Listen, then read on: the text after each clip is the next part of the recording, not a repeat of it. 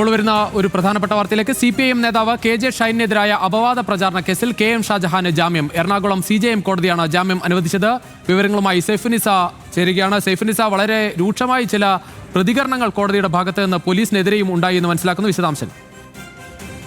പോലീസിനെതിരെ രൂക്ഷ വിമർശനം ഉന്നയിച്ചുകൊണ്ടാണ് ഇപ്പോൾ എറണാകുളം CJM കോടതി KM ഷാജഹാന് ജാമ്യം അനുവദിച്ചിരിക്കുന്നത്. ഇന്നലെയായിരുന്നു ചെങ്ങമനാട് CIയുടെ നേതൃത്വത്തിലുള്ള പ്രത്യേക അന്വേഷണ സംഘം ഇന്നലെ തിരുവനന്തപുരത്ത് KM ഷാജഹാന്റെ വസതിയിലെത്തി KM ഷാജഹാനെ അറസ്റ്റ് ചെയ്തത്.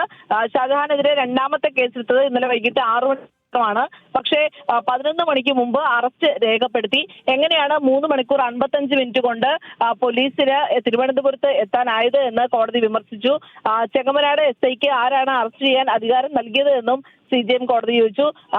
പ്രത്യേക അന്വേഷണ സംഘത്തിന് ഉത്തരവ് ഹാജരാക്കാനും കോടതി ആവശ്യപ്പെടുകയും ചെയ്തു. വളരെ നിശ്ചിതമായ വിമർശനമാണ് കോടതിയുടെ ഭാഗത്ത് നിന്നുണ്ടായത്. റിമാൻഡ് റിപ്പോർട്ടിൽ ലൈംഗിക ചുവയുള്ള ഏതെങ്കിലും വാക്ക് കാണിച്ചു തരാമോ എന്ന് കോടതി പറഞ്ഞു.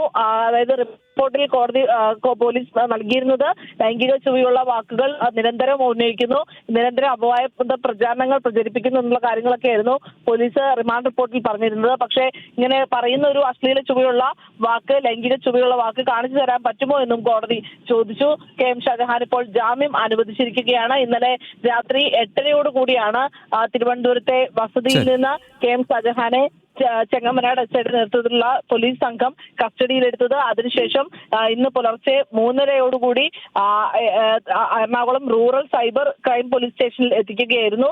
ഇവിടെ മണിക്കൂറുകളോളം ചോദ്യം ചെയ്ത ശേഷമാണ് വൈകിട്ടോടുകൂടി KM ഷാജഹാനെ ഇവിടെ എറണാകുളം CJM കോടതിയിലേക്ക് ഹാജരാക്കിയത്. ശരി സൈഫുനിസ, എന്തായാലും ഈ നടപടിക്രമങ്ങളിൽ ഉൾപ്പെടെ ചോദ്യങ്ങൾ ഉന്നയിച്ചാണ് കോടതിയുടെ നടപടി ഉണ്ടായിരുന്നത്. ഏറ്റവും ഒടുവിൽ KM ഷാജഹാന് CJM കോടതി ജാമ്യം അനുവദിച്ചിരിക്കുന്നത്.